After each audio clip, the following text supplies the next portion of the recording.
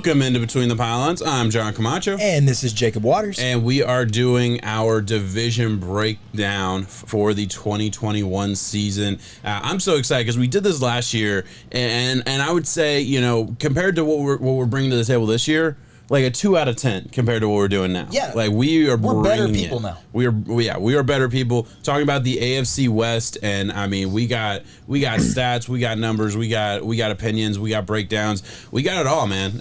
We're gonna dive right into it. Is there anything else you want to talk about before we get into it? No. Just going, you know, it's going to be an 8-week series that we're doing right here. Yeah. The best part about all of it is that it's, you know, it's clippable, so we can hopefully get a lot of attention from each fans of different teams and stuff, and just really give you all the content that you need. Yeah. Hell yeah. All right, let's get right into it. We're going to start with the Chargers. I just picked it out at random. Yep. Listen, I love the Chargers this year. Just before we get into it, I want to put this graphic up and just kind of talk about, like, what do we think of the Los Angeles Chargers this year? What do we think moving forward? Just looking at this graphic that they're seeing on the screen right now, what stands out to you right off the bat? You and I both feel the same, that we think that they are going to exceed what they did last year. Mm-hmm. I know both of you and I have talked a lot about how the Chargers had a problem with closing out games. Oh, yeah. But how they definitely are able to get out to a hot start. They're able to compete with some of the best ones out there. The Chiefs being in their division, they took them to the wire twice. Mm-hmm. I believe one of them, Justin Herbert, won. Was that right? I'm not 100% sure on that one. It was his first game, and he went toe-to-toe with Mahomes, though. Yeah. All in all, Herbert looking to make that next step and avoid the sophomore slump. I think both you and I feel very strongly that they get that done. They avoid some key players not getting hurt this year like they did last year on the defensive side. Mm-hmm. And I see no reason as to why not this team can go into the playoffs and might be able to make some noise. Yes, you still got to get through the Chiefs. Yes, we know that's going to be hell on earth. But there's a path here. Yeah, absolutely. And I couldn't agree more with everything you said. I look at last year, and you know, the team stats are all well and good. I put those on there because I do think they're interesting. But for the Chargers, I don't think anything really stands out. You know, 18th in points per game. You know, fairly average across the board. And you know, that's kind of what you get from a 7-9 football team. Fairly average. The key stats here on the bottom left that really just jump out to me: yards per rush at 3.8 yards per rush. That was 30th in the NFL. That's really bad. And yet they were 9th in the NFL running the ball. I mean, yards, you know, rushings per game, so attempts. So they were trying to run the ball a whole lot, but they weren't being very successful. All the while, you have a budding superstar in Justin Herbert, who is, like, every time he gets the opportunity to prove himself, he does it and does it in stride. I thought it was very interesting. And then, you know, I think when you're a Chargers fan, like, we have a good friend that's a Chargers fan, so he probably knows the stat better than anybody. But field goal conversion, 30th in the NFL. I had to throw that in there because it feels like the Chargers are always losing close games because of the field goal. It's sad, too, man. They're swapping out kickers constantly. Yeah. They used to have Young Ho Koo, who is now one of the most efficient kickers in the NFL over Atlanta now. Yeah, it's and weird. I remember, I think it was game one a couple of years ago. I mean, 3 or 4 years ago now. I remember him starting his first game and missing a game-winning kick. He missed a few that year. Yeah, that year. I think he was cut by like week 4, but I remember he lost one to the Dolphins in like week 3 or 4, and he lost one in game 1 of the season. And now he's awesome. It's just so strange how, like, the whole kicking thing goes. I just thought that was interesting. Just looking at this as a whole, I do think the Chargers are primed for a big step forward, and you know, a couple of those reasons are what they're doing in the offseason. And you know, just when you look at some of the biggest changes that we're going to see from this offseason, obviously they bring in Brandon Staley. You mentioned the you know, losing games in the fourth quarter, not being able to close it out. A lot of that did have to do with the old regime and the way they decided to handle leads. And at the end of the day, I think if they win the games that they were winning at one point and didn't give up in the fourth quarter, you know, it's Brandon Staley isn't the head coach. I'll put it that way. But Brandon Staley comes in. He had an awesome defense with the Rams, so he didn't have to even move. He gets to stay in the same city and get a huge upgrade to head coach. We both have questions about that. I know we talked about that before. I'm certainly kind of skittish of a guy who, you know, I think at the beginning of the offseason when this hire was announced, we broke down his history, and we have he has been in the NFL longer, less time than we've been out of high school. Yes. You know what I mean? And that's just crazy to think. We're not that old yet. You know what I mean? So it was pretty crazy, his meteoric rise. And when you say meteoric, it was meteoric. He's so quick to be a defensive coordinator, and then 1 year at defensive coordinator, he's already a head coach, and for good reason. His defense was one of the best in the league last year, but he had, I would argue, 2 of the top 5 defensive players in the NFL helping him out a little bit. So it'll be interesting to see. I have huge questions about that. That's one of my biggest questions for the team overall. But looking at what they did beyond hiring Brandon Staley, they put a lot of resources into that offensive line, signed Rashawn Slater with the 13th pick in the draft, traded for Corey Linsley, brought in a Matt Flyer from the Steelers. So brought in some pieces there to replace. You have them replacing Hunter Henry with a Jared Cook. I think it's probably an L, but I don't think that's a huge L at the end of the day. It could be worse. Yeah, exactly. So you'll see how that works out. My biggest question: how is that secondary going to look? You have Derwin James hopefully coming back and hopefully being healthy for the full season, because when he's on the field, he's awesome. He just hasn't been on the field a whole lot. Asante Samuel coming from the Florida State Seminoles, 2nd round pick. We'll see how that works out. I'm very interested to see the things that happen, and then obviously they struggled at the running back position. Austin Eckler was hurt a lot, so that was he was hurt for the majority of the season. That was a big part of it. I think it'll be interesting to see what happens with Austin Eckler and what happens with that running game as well. Yeah, I'm curious to see how this offense is going to piece it together, because I'm glad that you were able to show the graph behind the Chargers' average rushing yards per attempt at 3 point and change at 30th, but showing their how committed they are to running the football. Yeah. It was an Anthony Lynn thing that I think where he just struggled with putting games away, with trusting Herbert early on and knowing that, yes, he has the arm to do this, so why are you not letting him kind of finish things out, because you're struggling. You were literally going 3 and out, just milking 4 minutes away and then punting, and then that's how you allow teams to come back. So, I would hope with Brandon Staley stepping in and taking the reins. I just don't know how the offense is going to shape up. I don't. It can be different for Herbert, going into a second year. I'm glad that we got to see the success behind Herbert, because there's a lot of quarterbacks out there who don't get that good first year, who then have to deal with oh God, we have a new second year head coach. Offense, Then next thing you know, just play with me here, but Brandon Staley doesn't work out, a 2-year window. Then Herbert's going on a 4th, or whatever quarterback it would be, 4th year. 3 head coaches, 3 different offenses. We see that. We hear that story all the time. You don't get any familiarity. You don't get any continuity. And I hope that Herbert's able to take this and go forward, because I know how bright of a star that he really can be. Yeah. No, I absolutely. I'm not worried agree about the defense at all. You're not. Okay. No, I think that there's a lot of ways that Brandon Staley was able to use some of the Rams pieces. No, it's not close what the Chargers have. But then again, who's close to an Aaron Donald and a Jalen Ramsey? Yeah. No, you can't take it for that. But they do have Joey Bosa. I believe they still were able to bring back Melvin Ingram. They have a Kenneth Murray at linebacker. Melvin Ingram's still a free agent right now. Hopefully he comes back. Then I wasn't sure where he was going to go or if he was going to go. Yeah, he hasn't signed yet. Derwin's got to stay healthy. And yes, Asante Samuel is a good piece. I really liked him in the draft a lot. I think that when you look at their offseason, they checked all the boxes. Yeah. They only got better, so it's only fair that our record indicates going into next year. I absolutely agree with that. Listen, I'm expecting a big jump forward. I am expecting big things from the Chargers in general. I really am.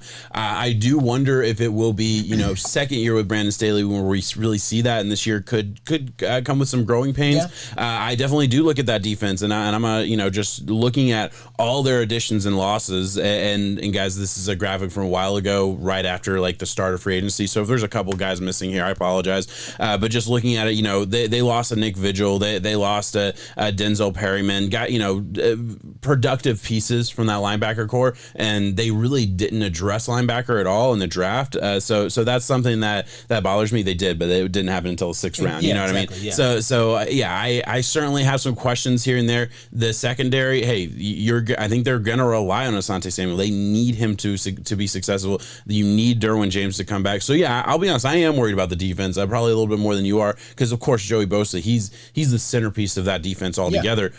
But not a lot of other big names on that defensive line. I think Melvin Ingram. Listen, the only reason he hasn't been signed yet is one simple thing. I think he wants way more than he's worth right now. And he does. Yeah, and I think he's at that point where he's trying to catch his last payday, but other teams are going, I don't know. Exactly. Yeah, the Dolphins passed on him. I know that for a fact. I know know he's been to other cities that I can't think of off the top of my head, but plenty of teams have had him in the building and let him leave the city. Yeah. So there's a reason for that. I don't know that I don't know if it's money for a fact. Maybe there's a lingering injury. It could be a lot of things, but at the end of the day, realistically, it's money, right? Okay. And then moving on, I do want to just quickly throw up their draft, just because I do think it's interesting the way they attacked their draft. Obviously, had Rashawn Slater fall into their lap at 13th. I think that was a great pick. Can't go wrong with the round 1 and 2. Worked out great, right? Yeah, Asante Samuel in the second round, and the fact they were actually able to trade down and still get Asante Samuel. I believe that's how that one worked.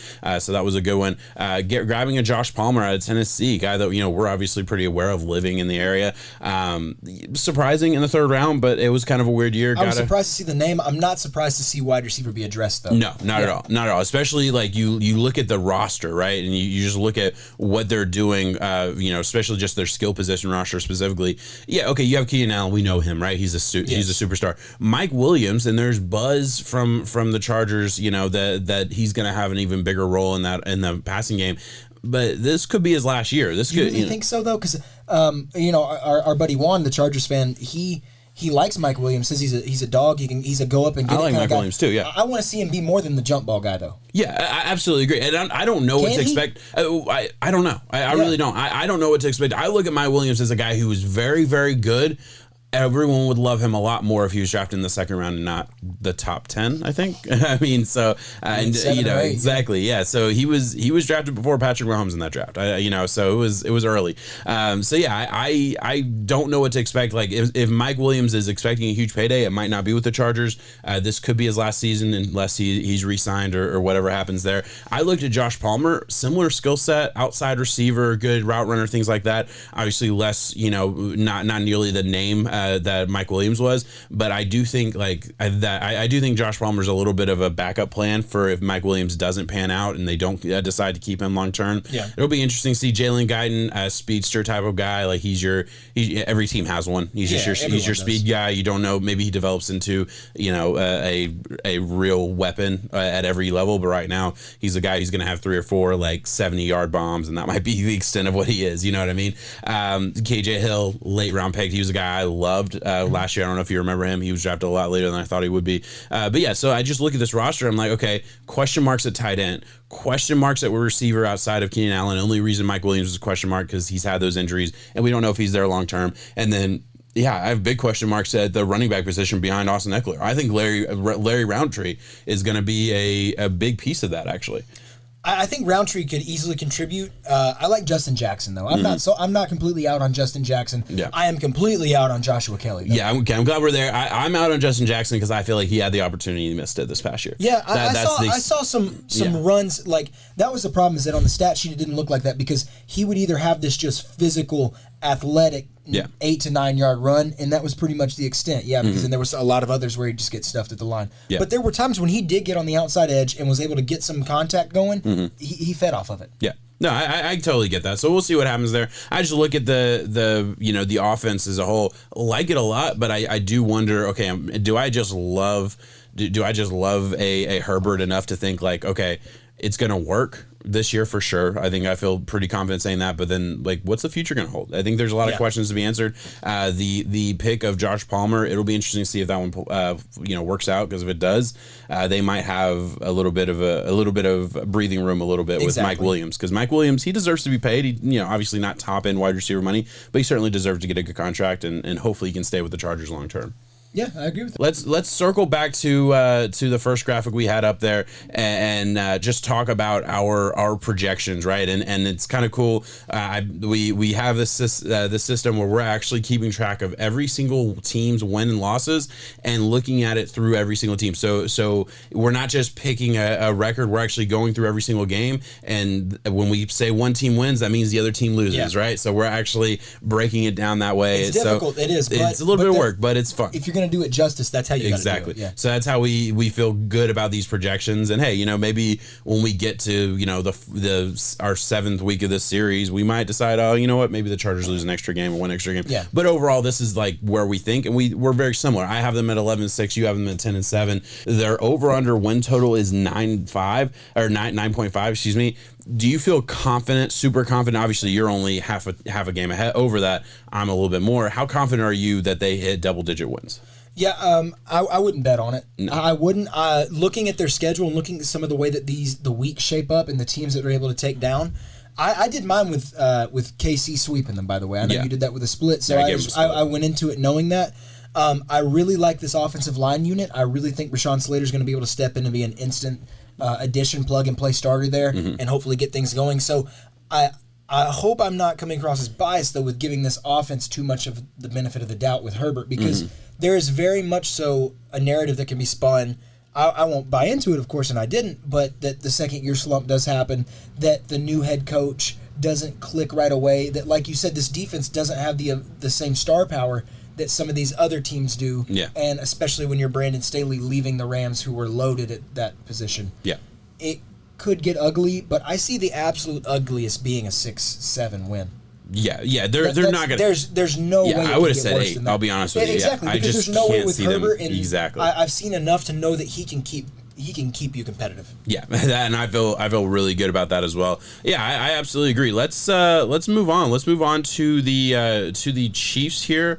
I'm gonna pull it up. We're gonna put this main graphic on the screen, and let's do it the exact same way. What are your original thoughts? Just looking at these stats.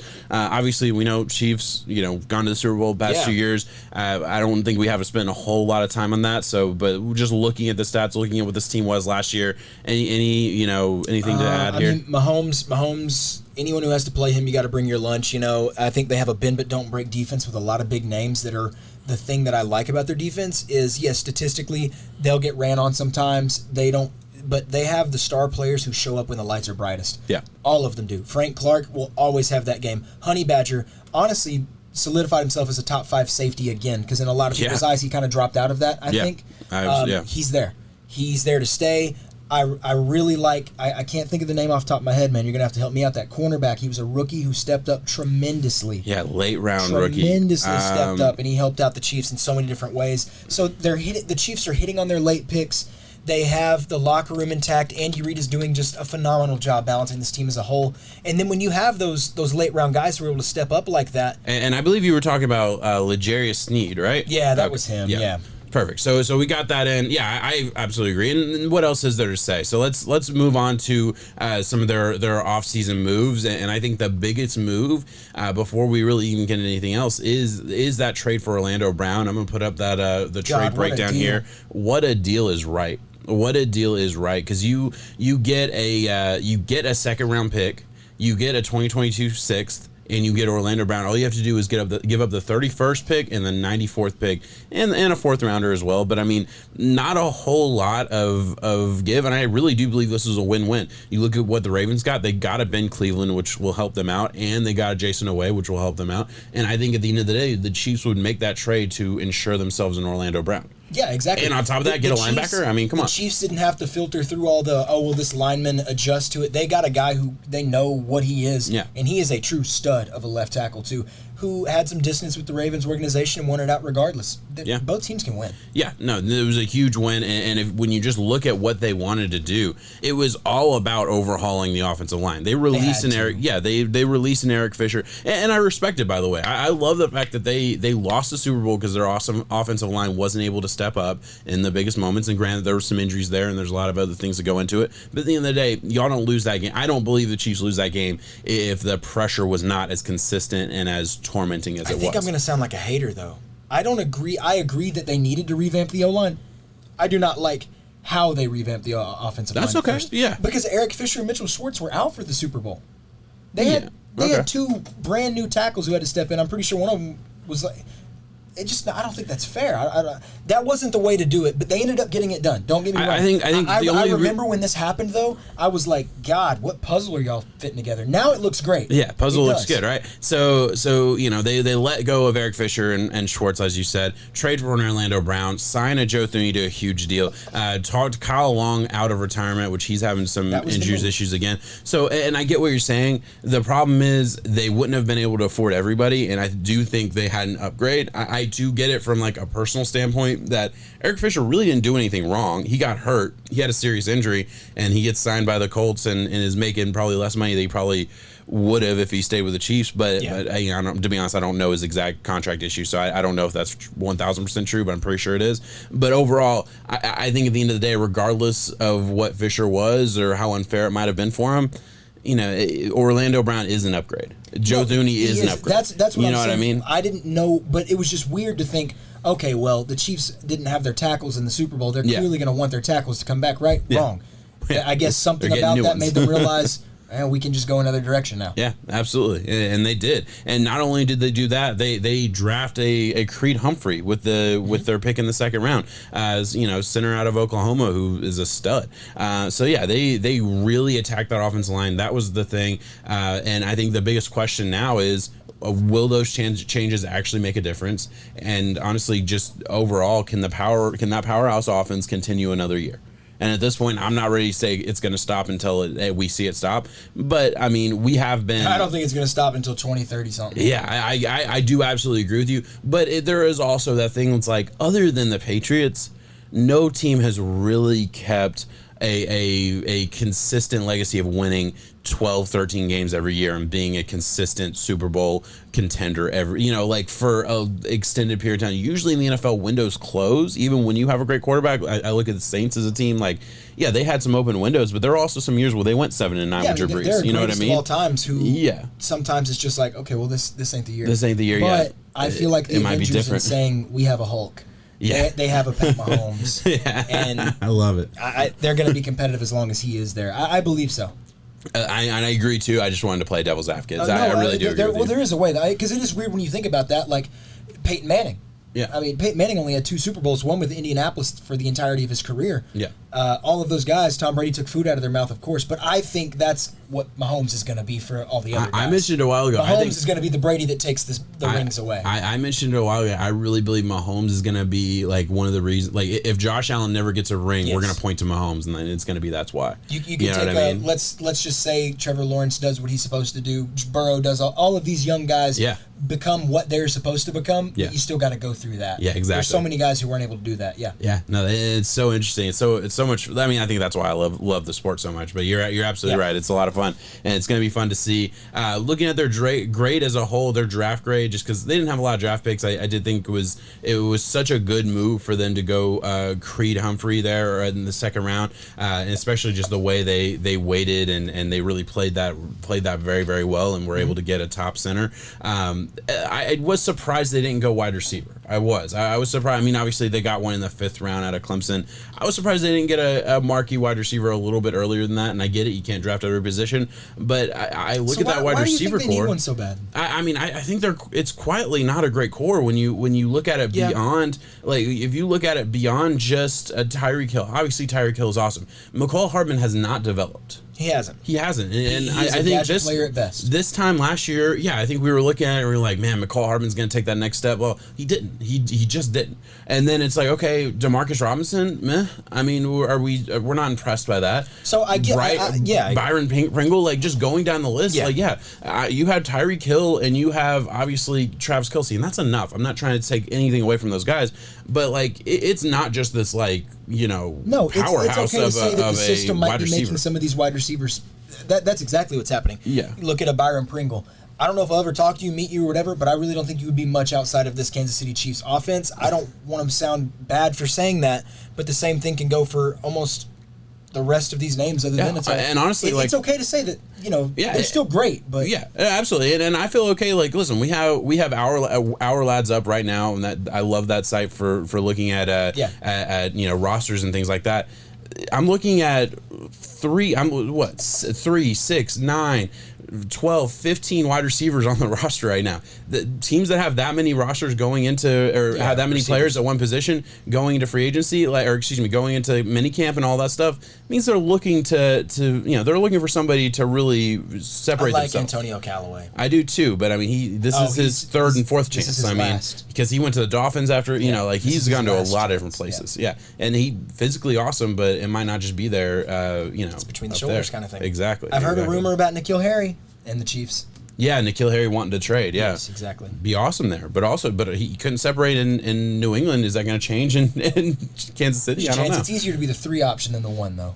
Yeah, that's true. I think he could be the 3 here if you put him in. That's totally fair. All right, hey, that was good. I will circle back just real quick to our records. We both have them going over. Obviously, I had 13 and 4. You gave them 13 and 3. Exactly. So we both have them going over.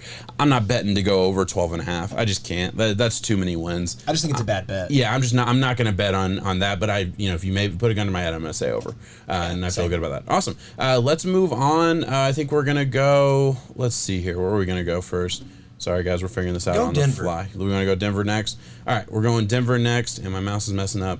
Let's pull it up. Let's pull up the first graphic here, just so we'll do the exact same way. I want to hear your thoughts here on their stats. What you think, just off the top of your head? Man, last year I was hurt. I was hurt the same way that the entire Denver Broncos organization was hurt. This team had so much promise, and honestly, I feel bad because both of us have the same win-loss projection record, and I feel bad because if I could take my same mindset and apply that to this year, they would crush their over. They would be ready to take that next step. Drew Lock would be the guy with a Cortland Sutton and a Jerry Jeudy, and we finally get to see Bradley Chubb and Von Miller and all of these great pieces work together. Patrick Surtain in secondary, I think he's going to be a great addition there. It is a good team. I'm worried about the offense, though. I don't believe in Drew Lock as much anymore. I'm not saying that I'm done on him, but I think that this is not your year, and you have 2 teams in your division who are competing for it to be their division and their year.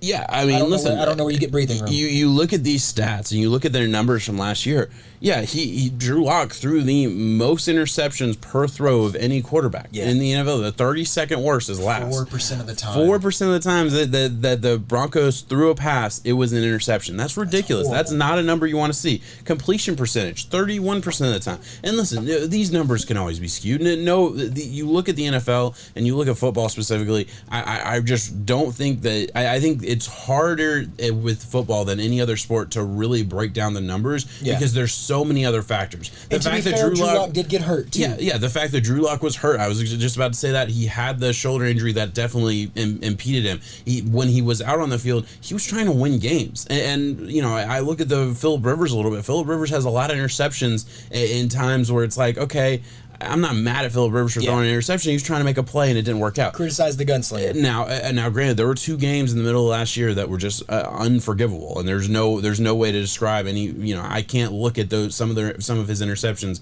and give you a reason why it happened, but I certainly can for others. But completion percentage, a lot of that can have to do with the fact that you're throwing it down the field maybe more, and you're not getting those easy passes. But again, I'm creating excuses for a quarterback I still love, so I do apologize. I do think it was interesting, opposing yards per rush.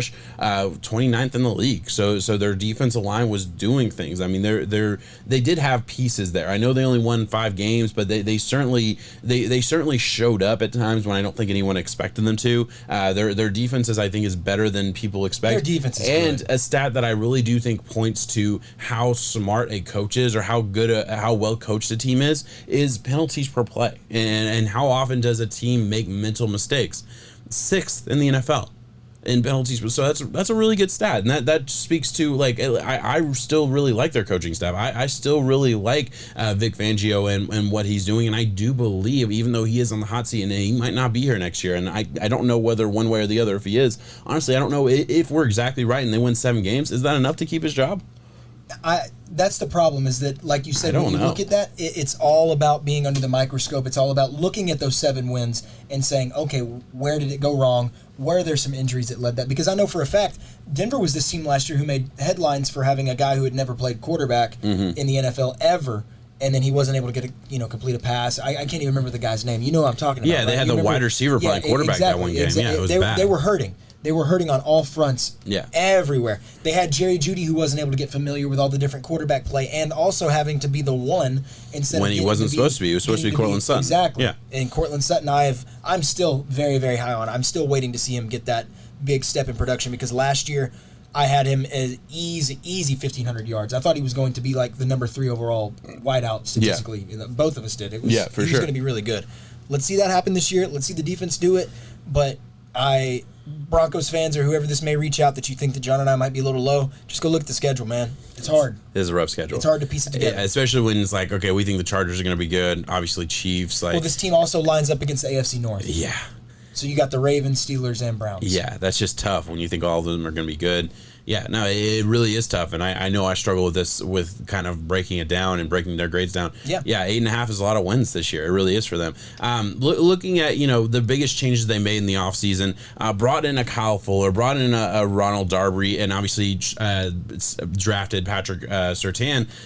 They really did attack the cornerback room, which I certainly think was a smart move. Yes. Hopefully. Oh, and Vic Fangio, I think it does really good with the pieces he has. So you improve those pieces, things are only going to get better. Really, you look at his tenure, everywhere he's been, the defense consistently gets better year over year. I expect that to be the case for the Broncos this year. I do think their defense is going to be good. I have one question, and I hedged my bets in this, but like I genuinely could see them going double digits. Like I hate my projection for this team probably more than any other one that I'll have, because I still believe in Drew Lock, and I do expect him to have an upgraded year. That's what I was saying. But yes. You never know. They did trade for a Teddy Bridgewater to compete with Lock. There's a reason for that. There is. There's a reason we're hearing all these rumors about Aaron Rodgers. Style quarterbacks, though. Yeah, and I think the best case for a scenario for Lock is that Bridgewater instills a little bit of, hey, you don't have to go for a touchdown every single play. Yeah. You can check it down. You can play things smart. I know you played him like everywhere you've played, you felt like you had to win the game every single play, and you just don't. And to be honest, you're not Patrick Mahomes. You can't do it every single play.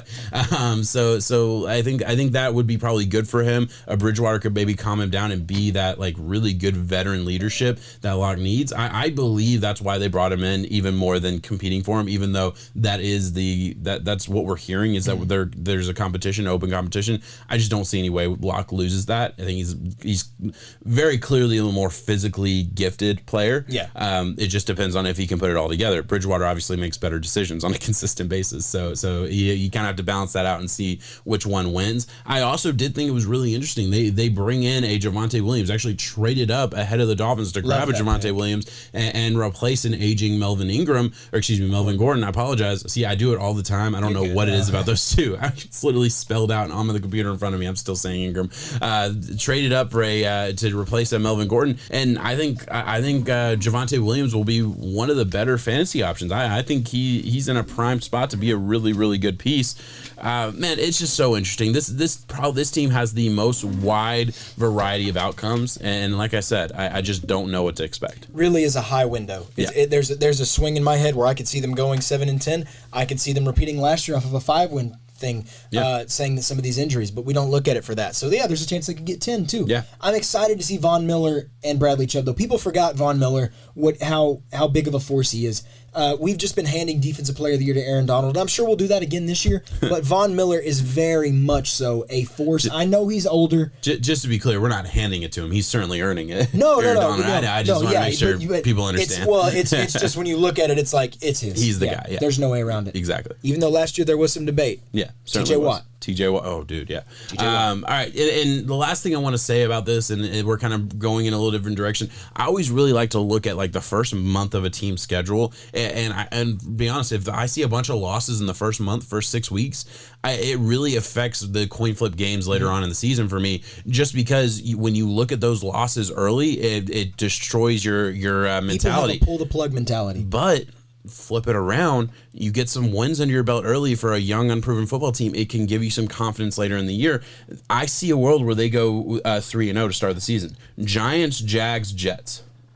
Yeah. I mean, Giants, Jags, Jets, all three of those games those winnable. Are all now, and we actually agree on how that's going to play out. You gave them an L to the Giants and a win to the Jacksonville and Jets. I think it goes the exact same way. But that Giants game is certainly winnable, in my opinion. Oh, very much so. So that's just both of us buying into the Joe Judge tea right now. For sure, absolutely. So I just like to look at that with those wins. Hey, maybe they do get a little bit of confidence. Maybe they go into Baltimore winning 3 games and shock the world. Maybe even if they don't do that, they can go into Pittsburgh after that and put up some wins. Get Pittsburgh, get the Raiders, get the Browns. Well, the whole point in saying is that if you're a 7-win football team You take some of these coin flips. Yes. There's a world. Yeah. There's absolutely a world where it flips around. I don't know. Again, I'm low. I'm certainly, we both are. We're certainly below the projected win total. We're both sad that we're low. And I would not bet it. I really wouldn't, because I don't want to see them lose. And to be totally fair, the same argument applies. I could see Drew Lock struggling. I could see Bridgewater struggling, and it being lower than 7 wins too. There's a lot of range of outcomes here. There is. Yeah. All right. I think that's good for the Broncos. Let's go to the last division we're going to be talking about today. We are going to be talking about the Raiders here. This isn't going to be pretty. Give me your first thoughts here while this is loading up for me. This was the one that I struggled with the most. I mean, like, me too. You and I both did. I was sitting down doing this, and I was like, man, I'm just not having a good time right now looking at Vegas, because I like Gruden. I like Mayock separately. But when I'm starting to really just look at this whole thing that they put together, and there's a lot of moves that just don't add up, there's a lot of moves that don't make sense, give it that I'm not in that spot. So, like I said with the Chiefs and them busting up their team, I'm not seeing the puzzle yet. I'm not. The problem is the Chiefs corrected that puzzle in the offseason like most teams are supposed to do. The Raiders have a lot of unfinished business, especially at that offensive line position, that I think heavily impacted the way that I look at their season as a whole and everything going forward. Yeah, absolutely. It's so funny how we come to the same conclusion, or at least a similar one, because I absolutely struggled a lot with the Raiders. It's bad. I had them at 3 wins originally, and I went back and gave them a couple extra wins on some coin flip games that I had, just because I really don't believe they're a 3-win team. But I went into this. And that's where I was too. Yeah, yeah, absolutely. So I could not agree more with you, but I think we agree for different reasons. I'm not on Gruden. I'm sorry. What he did in 2001, 20 years ago, that holds no water to what he's done in the past 3 years. And to be honest, the past 3 years has not been special. I haven't seen somebody who's schematically special. I haven't seen a team that just wows me in any particular category. And I don't see... what about when they beat the Chiefs, though? Okay, but they're built to be the Chiefs. That was the game plan. Yeah, that's why they got them in there. Okay, yeah, but you don't get credit for winning one game. You beat the Chiefs, and then you shit the bed against the Dolphins a couple weeks later. But the format that they were able to do it looked promising. The hype was through the roof for the Raiders there for a minute. Right after they did that, it was like, wow. Yeah, hey, listen, they were an 8-8 team for a reason. They certainly had some good wins, but they had some disappointing losses too. Yeah. At the end of the day, they've been average. They've been consistently average, and you're right. Maybe Gruden is getting the most out of a roster that isn't that good. But let's talk about the roster that isn't that good, because it wasn't that long ago. It was not that long ago when they traded one of the best defensive players in the NFL for 3 first-round picks to the Bears. That was the start of Gruden's legacy. And it was supposed to be, okay, we are getting rid of a stud. We are getting rid of a guy who could have been the face of our franchise for the next 5 years, and we are going to replace it with some really smart draft picks. We're going to bring in Mike Mayock, the guy that, a name that everyone knows. No, the average fan usually doesn't know the name of the guy who gets hired at GM, but everyone was so excited about this guy, and they have shit the bed in the drafts. And I'm sorry, but listen, we can say anything we want anecdotally about they drafted too early. Like, a lot of people gave them shit for Alex Leatherwood. I'm not going to give you shit for Alex Leatherwood, because I don't study tackles to that level. You can't evaluate a bust or not until it becomes that. Exactly. Yeah. So if he's a starting tackle for the next 10 years, you can't be mad at them for drafting him 10 to 20 picks before he was probably supposed to go. But what I can do is I can look at Cleveland Farrell and say he was not the 4th best player in that draft. Yes. What I can do is I can look at the draft picks that they've made. Drafting a running back in the first round, you shouldn't do that unless you have a complete football team and he is going to be an absolute superstar that wins you a bunch of games. I really like Josh Jacobs. I really do. I think he is a superstar, but he's not winning you a bunch of games. You're not utilizing him in a way that would give him the opportunity to win a bunch of games. And that ties into the game plan and the way that they use Josh Jacobs. They are way too willing to plug in a Jalen Richard, especially in the passing downs, in some of those short third downs. They miss. You don't take 3 safeties. I'm sorry. 3 safeties. You don't take a Garyon Conley right where you took him. You don't take a Damon Arnett last year. Yes, we don't know what Damon Arnett is or will not be yet, but I promise you that I think that their names and their what is it? I'm trying to think of their repertoire, I guess, that goes into what built their past. Yeah. A lot of people are just giving them the future and saying, oh, he made that pick. Well, it's him, though. He can make that pick. It's okay. Yeah. If that was anyone else, you're getting torched. Yeah. I'm sorry. You're getting just absolutely roasted. But I'm sorry I'm not fitting into Mayock's eyes and being like, that's why I did that because of this, this, and this. I can show you where it's missed the past few years. Yeah. Like you said, you get rid of a Khalil Mack. That is supposed to reset your franchise and put you on a better foot. They are on a 10 times worse foot going forward now because I don't know what they're doing. I evaluate a win-loss based off of last year. They were 8-8. Okay, offseason. Did they get better? They busted up that offensive line, and they didn't really replace it in ways that I feel like is going to make them better in any way. And 3 safeties. 3 safeties. That does not equal better than 8. Let's pull up their draft here. You look at their first 5 picks. Safety in the second, which who was the consensus number 1. I know I didn't agree with that. I didn't like Morig personally as much as everyone else. I certainly didn't think he was consensus, but fine. Consensus number 1, and then 3rd, 4th round, turn around, grab 2 more safeties. Oh, you're going to grab an edge in the 3rd round. Let's grab a guy who's super unproven out of Buffalo. That's just all traits. And then Alex Leatherwood drafted 20 picks before he probably should have been. And again, it's easy to say that now. They've never played a fucking snap. But let's go back 3 years ago with the guys that have played a snap and that struggle at the draft. Yeah, so it's Max frustrating. Crosby is about the only one that they hit a home run on. Yeah, absolutely. And that was a great pick. But I absolutely agree with that. And you look at what they did. Let's just go back to, their offseason in a glance here. Blew up the offensive line, traded away a Rodney Hudson, Gabe Jackson, Trent Brown, all are gone, right? And did not get the value they probably should have. When we talk about the Cardinals, we're going to talk about one of the best moves they made was trading pennies for a starting lineman. Yes. And the Raiders are on the opposite end of that conversation for me. Now, did they replace him? Yeah, they did. Alex Leatherwood, maybe he is a stud, and he is, like I said, start for the next 10 years, and he's great. Nick Martin, he was a cap casualty for the Texans. Yeah, he was a cap casualty for the Texans. John Simpson, a guy who's been all over the NFL. These are at the absolute best a sidestep and you save some money, but I see a lot of worlds where this was a huge step down, and to be honest, I really think it was. I feel so bad for crapping on him, man, because the narrative can be changed so quick. If they keep, and I'll let you know how, if they keep this offensive line intact, the Raiders remain a very, very popular, sexy landing spot for any of these quarterbacks that we have heard being flirted around with moving out, trades, anything like that. It was rumored that Brady wanted to go to Vegas because they had a good offensive line. Russell Wilson has mentioned them. Aaron Rodgers has mentioned them.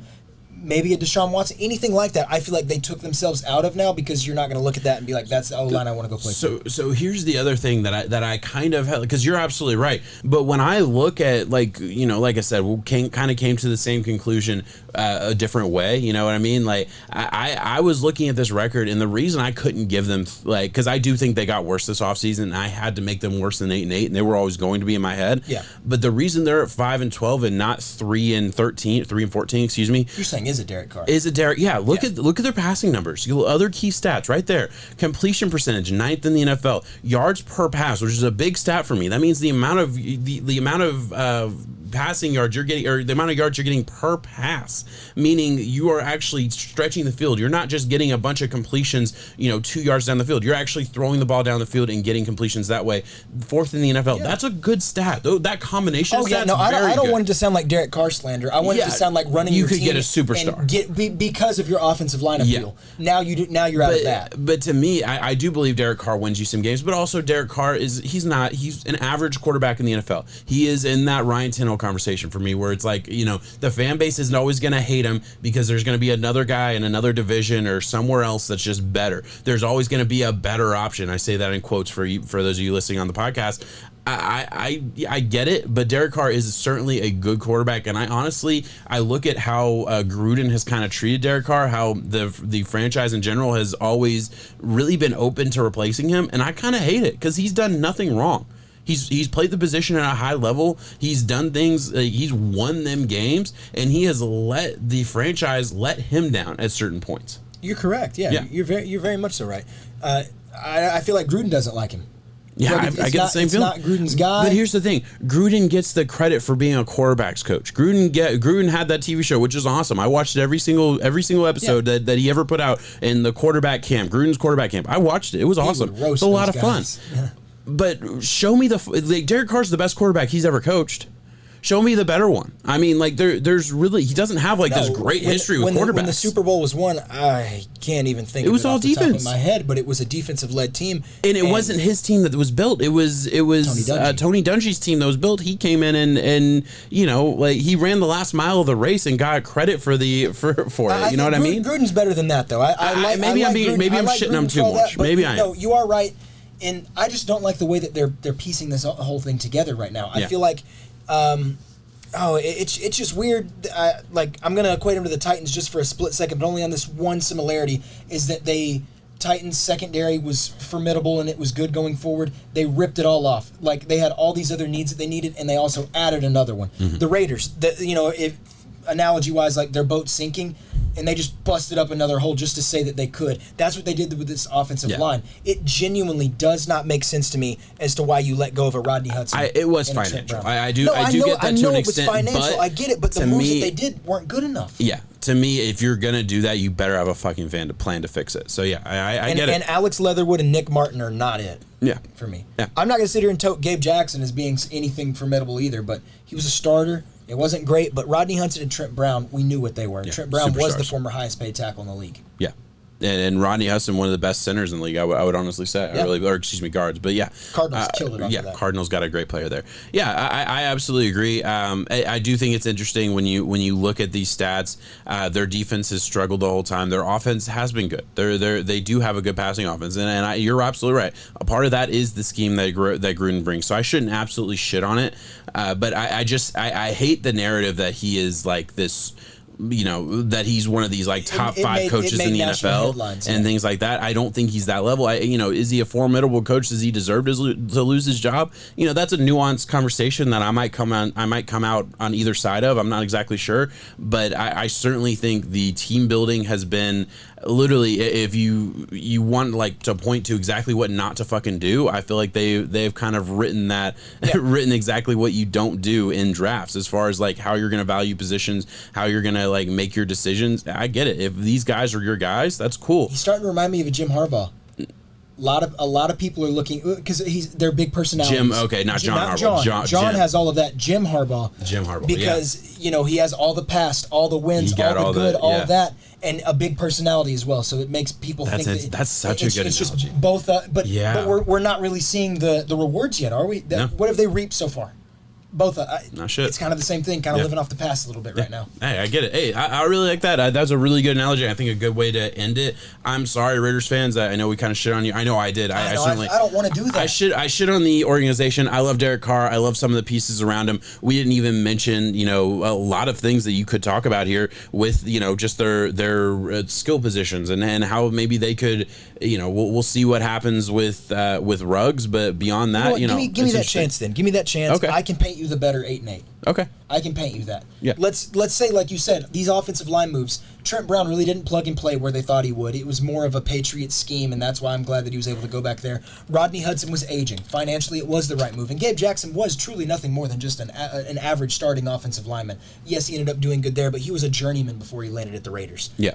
I like what the skill positions are doing. He ended up making, who's the guy who is famous for dropping crap for Nelson Aguilar. Mm-hmm. Nelson Aguilar had a career year last year at the Raiders. Showed up. I don't know if that's what he can continue to do. Yeah. Brian Edwards, I really like seeing him. Yes, Henry Ruggs was banged up, and I think that might be where they got it most wrong. But you have one of the most unsung heroes out there in a Darren Waller. Yeah. You really do. Darren Waller can stretch the field. Derek Carr, it's his security blanket. Josh Jacobs is a phenomenal running back. Yeah. I complain with how they use him and what they do. The big thing is you just got to see this defense get ready. I think the defensive line is going to be better. Max Crosby, and then there's one other guy that I'm missing straight off the top of my head. Not Clelin Ferrell. Yannick Ngakoue. Yannick Ngakoue. They added Yannick Ngakoue. Yeah. That's exactly it. I want to see them get better. I want to see them make the right moves going forward. And yes, there's very much so they can grind out some wins. And I do think some of these close wins come down to John Gruden being a good coach. Yeah. The Chiefs being able to build a plan to be able to get past them. You just got to do it, and you got to show up and show out on the teams that you should win. Hey man, I really love that, and I'm glad because I'm not gonna That's how, echo if I anything you had to said. do it. I'm not gonna echo anything you said, but I do really agree with pretty much every point you made. And even when you look at their offensive line now, Hunter Renfro's good too. Richie Incognito is still a good player. Colton Miller is a guy who did hit in 2018 as a first round pick. If Alex Leatherwood hits, okay, yeah, you have questions here at center with Nick Martin. You're shooting your guard in center spot. Denzel Good is going to be a guy who, I don't know what to expect there at right guard, but maybe not as bad as we're maybe making it out to be. I think my biggest issue is they were an 8-8 football team, and I don't feel like they got better, but that's why there's certainly some pieces, and I do believe, I have them at 5-12. That feels low. It does. I just, kind of the same thing. I didn't want it to be that. Yeah, it's kind of the same thing we talked about with the Broncos. You really go through every game, and it's like, yeah, I'm not going to give you every single coin flip. And when I give you the losses that I think should be losses, in my personal opinion, that's how it kind of came down to. And then honestly, I brought it up by giving them a couple extra coin flips. It's a tough schedule. The AFC West has a tough road ahead. I mean, you got to play some good teams. They do. Yeah, absolutely. Hey, I loved that. I think that was a really good way to finish it out. That was the AFC West. All right, next week we're going to go to the NFC West, or are we going to do that? Yeah. We're going to go back and forth like that? All right, NFC West next week. Same kind of thing. Hope you guys enjoyed this. If you did, hey, like, subscribe, all that good stuff. We really appreciate it. Helps us out. We're so close to 1,000 subs. We want to get there soon. Thanks so much for watching, guys. Peace. 7.